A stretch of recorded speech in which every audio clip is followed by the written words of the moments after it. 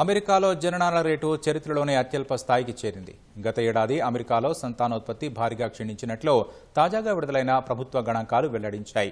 అమెరికాలో ప్రతి మహిళకు 1.6 కంటే తక్కువ మంది పిల్లలు ఉన్నట్లు ప్రభుత్వ నివేదిక పేర్కొంది. పాత తరాన్ని కొత్త తరంతో భర్తీ చేయడానికి జనాభా పునరుత్పత్తి అవసరమైన 2.1 గరిష్ట స్థాయి కంటే ఇది చాలా తక్కువ. 2 దశాబ్దాల కాలంగా ఎక్కువ మంది పిల్లలను కనేందుకు మహిళలు ఇష్టపడకపోవడంతో ఇది క్రమంగా తగ్గుతూ వచ్చింది. 1960లో అమెరికాలో సంతానోత్పత్తి రేటు 3.5 ఉండగా 2024 నాటికి 1.6కు చేరినట్లు national centre for health statistics తెలిపింది. పడిపోతున్న సంతానోత్పత్తిపై ఇటీవల ఆందోళన వ్యక్తం చేసిన అమెరికా అధ్యక్షుడు డొనాల్డ్ ట్రంప్ జనాల రేటు పెంచడానికి చర్యలు తీసుకున్నారు. తల్లిదండ్రులు పిల్లలను కనేలా ప్రోత్సహించే బేబీ బోనస్ ఆలోచనకు మద్దతు ఇచ్చారు. ఐవీఎఫ్ చికిత్సను అందుబాటులోకి తెచ్చారు. పుట్టిన తర్వాత పిల్లల సంరక్షణ, చైల్డ్ కేర్, మాతృత్వ సెలవులు వంటి అంశాలపై అమెరికా ప్రభుత్వం చర్చలు తీసుకోవాలని నిపుణులు చెబుతున్నారు.